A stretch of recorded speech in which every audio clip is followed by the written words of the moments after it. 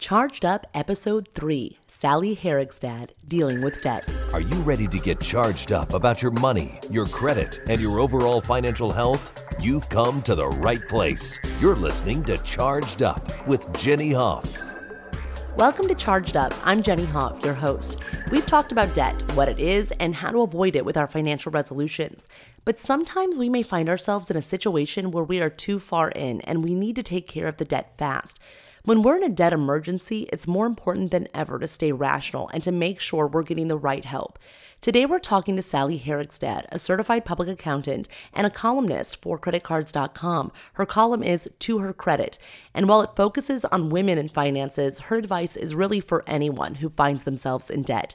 CreditCards.com has a bounty of experts who have been writing about credit for many years, and Sally is no exception. Besides her weekly columns, she has a book, Help, I Can't Pay My Bills, Surviving a Financial Crisis, where she outlines ways to deal with debt. Today, we're going to talk about what resources are available if you're in debt, when you should be seeking them out, and what you should watch out for, as well as questions you need to be asking yourself. So let's get charged up about conquering debt. Sally, thanks so much for joining us on Charged Up. It's great to have you here. Thank you. We're going to talk today about debt, about issues, some concrete examples of what people can do when they're facing debt, whether it's severe debt or it's less severe debt, something that they can take care of, but they might need a little bit of help. You have a lot of readers who send in questions about debt or how to get out of situations that they find themselves in. And before we, though, launch into all of that, I want to talk about your own personal story, because I always think it's fascinating when people are experts in the financial world, but they actually came from having to deal with some of these very issues that they're now helping others with themselves. So can you tell us about your own personal story when it came to debt and collectors? Yes, it always helps to have a little personal experience in something. Otherwise, a person can be preaching and not really know how hard it is or how stressful it can be. And I remember very well the experience in my early 20s some time ago, my first collector's call, and how nasty they were. And being very young and doing my best to pay my bills, I was insulted. I was angry. I just wanted to run away or something. I mean, I must have been about 22 years old, and I was appalled. And what had happened was that my husband worked in construction, and the money was a bit sporadic. And so, we tended to budget for the good months. And then there were the not so good months and the no month at all. And the debt really snowballed on us, the wrong kind of snowball. And before you know it, there was all this debt and more piling on all the time. And it didn't seem like there was any way to buy anything except with credit. And it just got bigger, and it got really bad. And so is that something that encouraged you to actually get into this field and to start learning about debt and finances and help other people? Well, I was already a business accounting major at the time, so you'd think that I could add up and see that something desperate needed to be done a little sooner. But of course, every month, next month was going to be better, so it took me a while. But yes, it did make me interested in the whole field, and it also It helps me a lot with being able to see things from the perspective of my readers. And I have so many readers with so many sad stories. I wish I could fix them all. But when I look at them, I don't feel like, oh, can you believe what you've done? No, I see. I know how it happens. Yeah, I think that you made a great point there. I think sometimes people get into this mindset that financial difficulties are temporary, and so they keep living their life that the way they need to be living. I mean, there's only so much you can, slash your budget before you don't have a home or something, right? So, I mean, I think a lot of people think, okay, well, next month will be better, or we'll figure out a plan. But meanwhile, we have to keep everything moving and everything going. And then all of a sudden you're facing debt with high interest rate credit cards, and it feels impossible to climb out of it. After the holiday season, one of the most frequent questions that we get at CreditCards.com, and also just questions in general from people, is how do you deal with debt regret? How do you deal with this debt that they've accumulated over the holiday season, especially if times were tough during the year, there wasn't a big reservoir of money, and of course you wanted to still make the holidays wonderful for your family and host a wonderful dinner and have good gifts for your kids, and now all of a sudden you're facing credit card debt. What do you say to some of these people who are facing this right now? What are some things that they can do immediately to start addressing those concerns? Well, it depends how extreme it is. In the most extreme case, you have to take extreme measures. Perhaps take back the stereo system that you really couldn't afford or something. That would be hard. That would be January is bad enough without having to do that kind of thing. But if there's simply not enough money to pay this off in, say, 3 or 4 months, if you can't figure out a way in your budget to pay your Christmas bills off by spring, then something's got to go. You've got to increase your income. You've got to sell something. Something has to change. Otherwise, it's not going to go down. It's going to get bigger. Let's say it's not even just the holidays, but it's just debt in general. And a lot of debt is accumulated. The holidays didn't help. There's $20,000, $10,000, $30,000 in credit card debt. And people feel like I'm barely making enough to pay off my regular bills every month, let alone pay down my credit card. And maybe they pay the minimum payment, but as you know, that just means that the interest keeps accruing. What are some options? Well, it's surprising how often people don't know what interest rate they're paying. The first step is to find out how much interest you're paying on each card. And you might be surprised. One card may have a much higher interest rate than another. So you need to manage your debt so that you're putting most of your debt on the lower interest, because right now, probably, if you're not making progress on your debt, probably the problem is that it's all going to interest. If you can put your debt on the lower interest card, all of a sudden maybe twice as much of your payment may go toward the principal, and that can make a huge difference. And if you still have good credit, you may be able to get a balance transfer card, although watch out for the balance transfer fee, which is usually about 3 to 5%. But if you qualify for a zero interest card, they have some now that are for over a year, and transfer your debt to the zero interest card. I actually have one of those right now for an emergency in my family. I don't usually carry credit card debt, but sometimes you got to do what you got to do. While you have that zero interest debt and you know when the end of it is coming, make sure that you pay every dime of it off if possible, if at all possible, before that end of time. And it's really good, actually, that there's a deadline, because the deadline makes you say, look, I have to pay this off by March or else. And so then you work really hard at it, and every dime that you put on it actually makes your balance go down, and so you can see progress. And that's very motivating. It's a lot more motivating than, I can just barely make these minimum payments. And when do you think somebody needs to go get a credit counselor or go talk to somebody outside if they just feel like it's overwhelming and maybe they don't qualify for a balance transfer card? Probably. If you are thinking that you need to see a credit counselor, you probably do. If it's causing you a lot of stress, if you're afraid to answer your phone, certainly. If you dread going to the mailbox and seeing your bills, and even if you're keeping up but you have this sinking feeling, you're so much better off getting the help now than later. You have a lot of options. When you're just at that point where it's getting really difficult, you still have a lot of options. But if you wait until you owe $60,000, $70,000 and you're never going to get out of it, they only have so many things they can do at that point. So I would say sooner rather than later. So if you start to feel like it's on your mind all the time and it's starting to feel overwhelming, the debt, then immediately go see somebody so you can develop a plan to take care of it. Right. It's almost like any other form of life issue or even an addiction, in that when it's taking over your life, when it's affecting your relationships, when you're stressed out about it, it's time. And so from your experience, you've been writing about credit for a long time and for our column as well. From your experience, what are the most common causes of extreme debt and how can we avoid getting into it? Well, there are two very different ways that people get into debt. One is almost like the creature in the night that sneaks up on you. You turn around and here's this thing and you have no idea what happened. And that usually is when people are just spending and they don't even realize that their balance is bigger every month. All they look at is the minimum and they keep paying that and they feel like everything's fine because they're making the minimum payment. Everything is not fine. And eventually the creature steps out of the woods and they go, ah!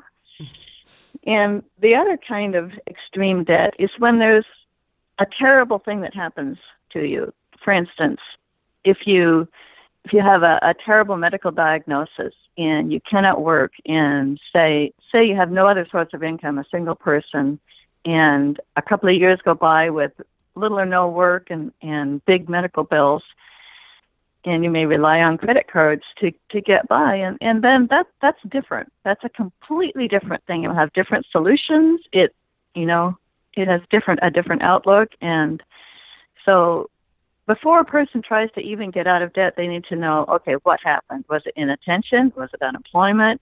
Was it, a business partner took off with all the money? What caused it? And when you know what caused it, then you can start to figure out what your best choices are for fixing it.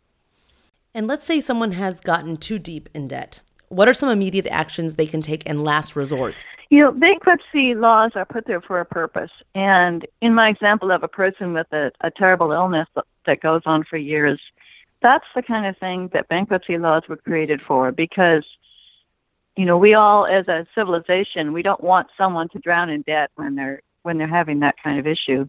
And so with no regret whatsoever, I would recommend that someone in a disastrous situation, go ahead, file for bankruptcy, understanding then that things will be different after bankruptcy, and that it's not easy and it doesn't fix everything, but it may be a necessary step in the most extreme situation. For almost everyone else, there should be a better solution. For me, when I was young, the solution was to stop trying to do what we've been doing, which was make a living in construction in a recession in that part of the country. And so we picked up and moved and got a better job. I think that people are often reluctant to take that drastic step. For me, the drastic step was moving. For other people, the drastic step may be improving their skill set, getting a better job, going back to work. Sometimes people who are over 60 who want to be retired, sometimes they don't get to be retired if they have too much debt. Sometimes people may have to sell the second car. They may have to get a different house. They may have to move someplace cheaper. Some people may have to move in with mom for a while. Drastic situations require drastic measures. And most of us, when we look at our budget, we don't want to consider those drastic measures, but sometimes they have to be taken. Yeah, that's a great point. So really, as a last resort, bankruptcy should be reserved if you're in a crisis situation like a disability or a medical issue where that's what it was meant for. You can't take care of it. You can't just take care of it by moving somewhere or getting a new job. But for other people, there's also debt consolidation, right? And there's also kind of negotiating down your debt. Can you kind of go into those options? Well, with negotiating down your debt, you're going to have some money that you can use to negotiate with. And so if you're flat out broke, it's not really going to help you. But if you can come up with some money and say to a creditor, and you can do this yourself, write them a letter and say, will you take this much instead of the full amount? Then they often do that. You have to be able to show that there's a reason they should. For instance, that they're just plain not going to get the full amount. And they don't always give it. It's not something that they don't like to reduce their balances. But sometimes if you're really in over your head, they often will do that. And we have articles on CreditCards.com that take a person step by step through that process. One thing we should point out is when they do forgive a portion of your debt, you're still liable to pay taxes on that once tax time comes. And I think that's a shock for a lot of people who do negotiate down their debt, that the other debt that was forgiven, they have to pay taxes on. Generally, yes. And the thing, though, is that you're usually not going to be negotiating unless you're in severe trouble, financial trouble. And if you are what the IRS calls insolvent, then you can get out of paying the tax on it. If you have a lot of assets, like a house, you're probably not going to get out of paying the taxes on it. But for some people, there are forms that you can file to keep you from paying tax on it. But yes, that is a big caveat, because, if you get a $30,000 debt erased and then you get a 1099-C and you have to pay tax on it, that will dampen the celebration. Exactly. So that's one thing that we always want to tell people to make sure to look into that. We have articles on CreditCards.com too about that, but know exactly what you're going to owe and be prepared for tax day as well. So you were going into debt consolidation. Can you talk a little bit about that and what does that mean and who would be a good candidate for debt consolidation? debt consolidation would be basically getting one loan to cover all your other debts. So you're not making, 15 different credit card payments. You're just making one. And usually at a lower rate, and it's usually structured in a way that they've made sure that you can pay it. It's not always the fix-all that people think. For some people it works out, but it's not free, and you do have to qualify. But for some people, debt consolidation is a good solution. Okay, so some options people have. They have debt regret. So if you have just some debt that you think is going to take a while to pay off, you want to get it paid off without paying interest, and you have a decent enough credit to qualify for a balance transfer card, that's a good way to go. So if you can pay it off in the 12 months or 15 months that you have 0% interest, transfer it over, know that there's going to be a bit of a fee, 3 to 5%, and get that paid off in the year. If it's more intense, then you might need to talk to a debt counselor who can come up with some of these solutions that you've mentioned, like debt consolidation or negotiating down your debt.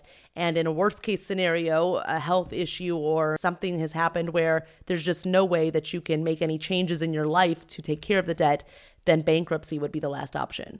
The one thing that I think people often overlook is the possibility of increasing their earning power.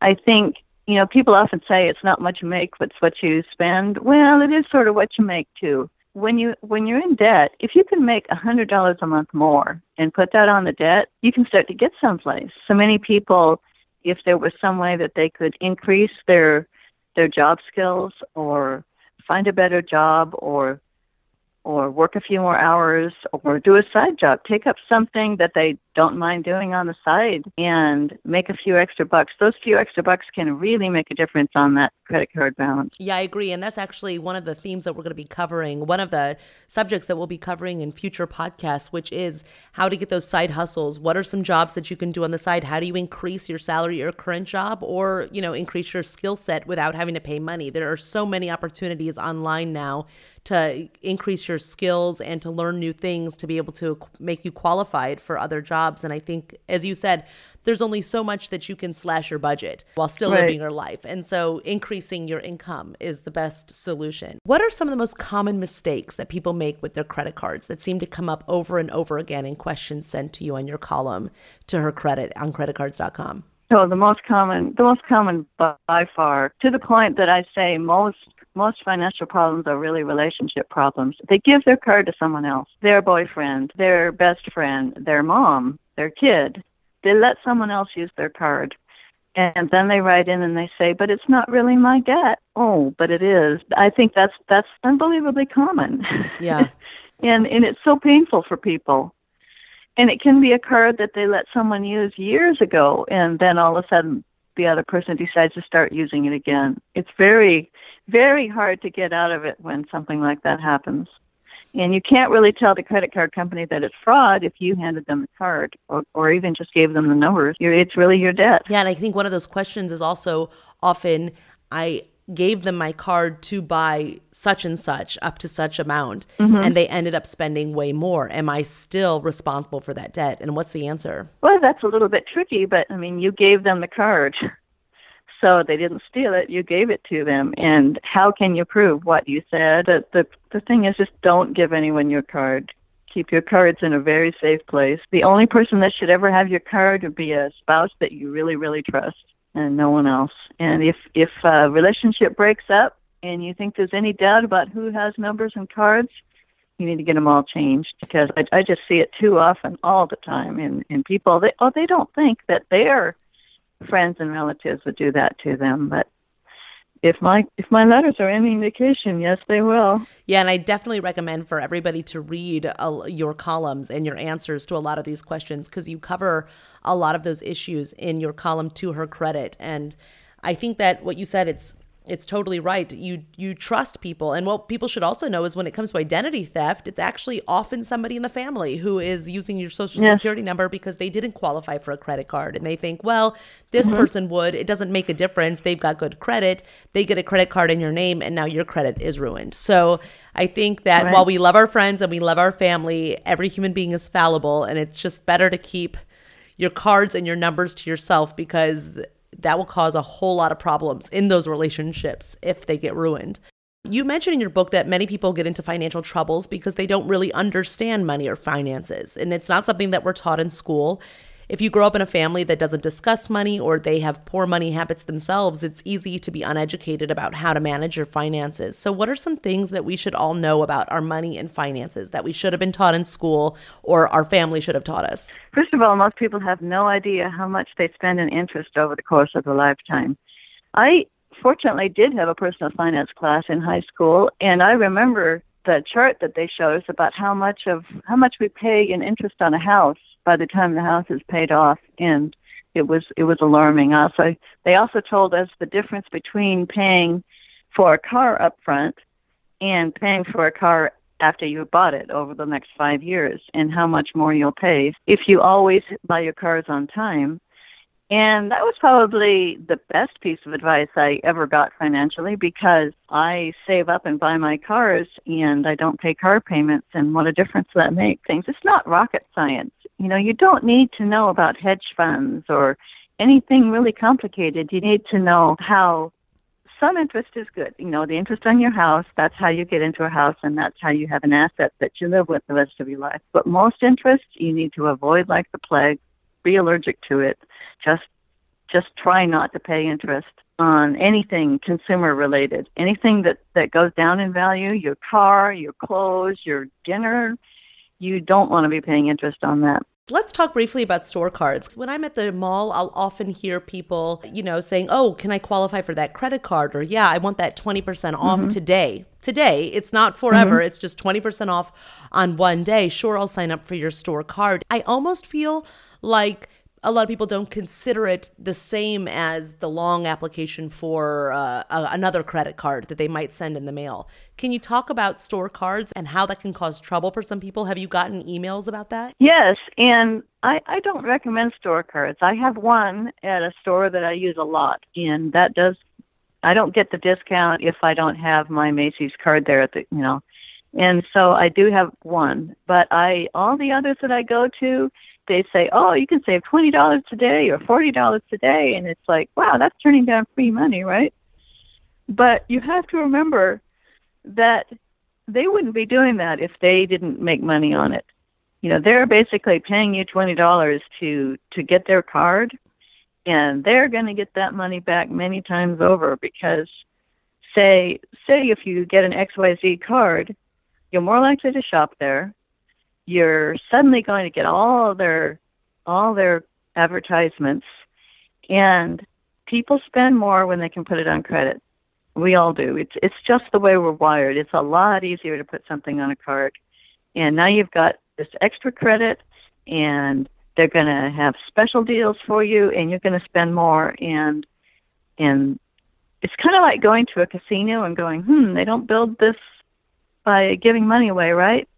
Well, it's the same thing with a store. They're not giving you that card for your health. They're giving it to you because they're going to make money off you. That's a very good point. Very good point. And so finally, our podcast is called Charged Up. What charges you up about helping people conquer debt and figuring out how to find financial independence? What charges me up? Well, once in a blue moon, someone actually writes to me and says, oh, I made a budget for the first time.